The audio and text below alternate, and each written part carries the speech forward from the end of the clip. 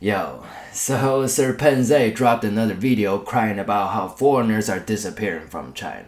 And listen, I get it.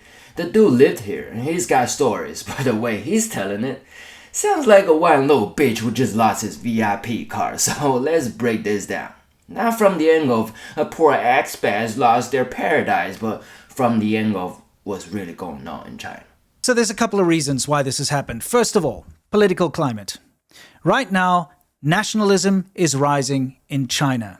And of course, when nationalism rises, foreigners feel less welcome. Nationalism is rising, foreigners feel less welcome, bro. Are you serious? Nationalism didn't just rise last week. It's been baked into the system for decades. The government's been running the same play forever. When shit goes wrong, blame outsiders. America, Japan, the West, whoever. It's always someone else's fault. This shit is not new. So no, foreigners aren't suddenly hated because nationalism peaked. The truth is, people just don't give a fuck about you anymore. You're not exotic, you're not special, you're just another dude on the subway. Of course, the main reason why most foreigners I know have left, even those that have been there for over a decade, were the COVID lockdowns. This really woke people up. It really messed with people. It screwed with people's mental health. And the biggest thing is that it shattered an illusion. Most foreigners who go to China, they make up this fantasy in their mind, myself included, that it's a free society where you're free to be yourself and do whatever it is you please. You think everything's cool. You could be and do whatever you want. Well, guess what? When the Chinese government comes, locks you in your apartment, doesn't allow you to leave, doesn't matter how much you scream and shout about your rights and about your personal freedoms and so on, you realize that you're living in a country that can take away your freedom and treat you like a prisoner. Like that. He spends half the video crying about lockdowns, being watched, doors welded shut, treated like a prisoner. Listen, I lived through that too. Chinese people lived through that.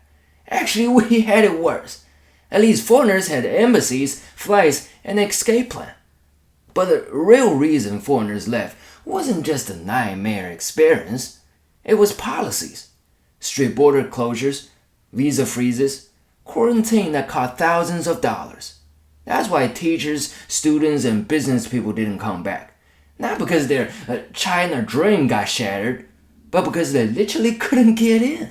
Another factor, of course, are economic pressures. You know, jobs have dried up in China. The demand for English teaching has gone down massively too, and this is ever since Xi Jinping decided to put this China First policy in place and to teach his Xi Jinping thought. He doesn't want foreign ideology in the schools. Serpentza keep pointing the double reduction, saying China just wanted to cut out foreign culture, kick out English teachers. Bro, you're missing the bigger picture. Yeah, that killed a ton of expat jobs, but it's not only about foreigners. It was about cutting down education as a money machine to reduce the insane pressure on families. Less tutoring, less homework, less stress. It's about making education more fair, so kids aren't competing in a system only the rich can buy into. It makes having kids easier, especially with the population declining. And from the government's perspective, it's also about keeping society stable. Too much anxiety and inequality can spiral out of control.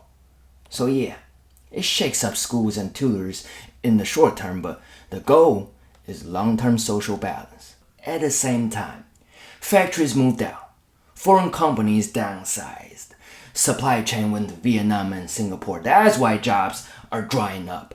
The whole economy is shifting. And you are not the center of that story.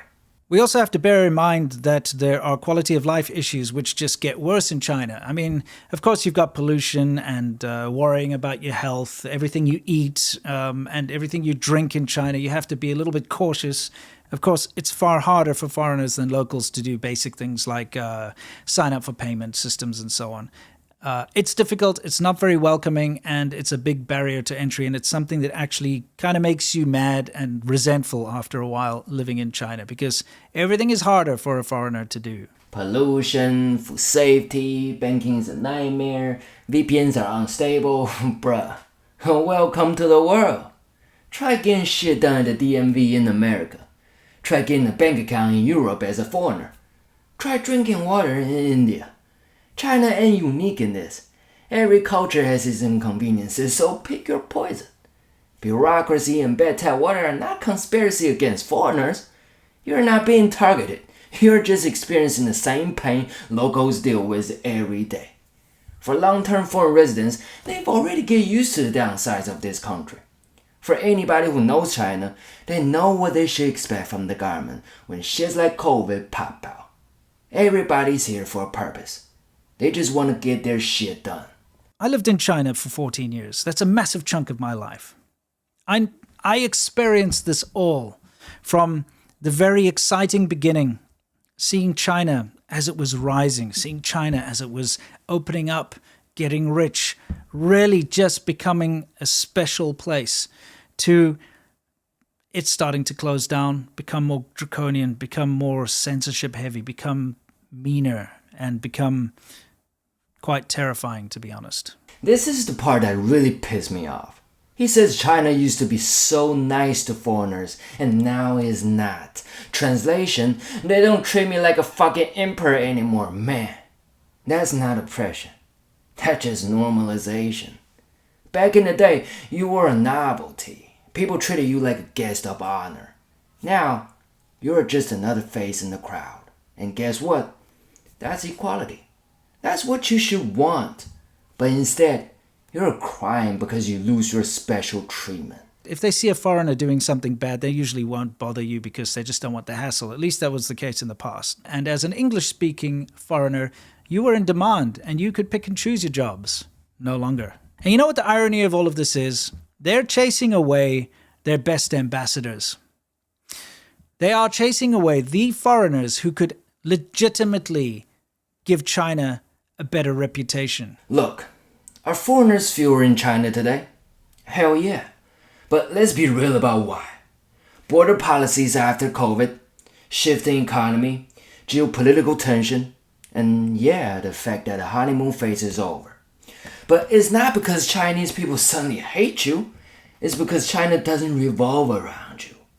So when Serpentza says China is closing off, what I hear is they don't roll out the red carpet for me anymore.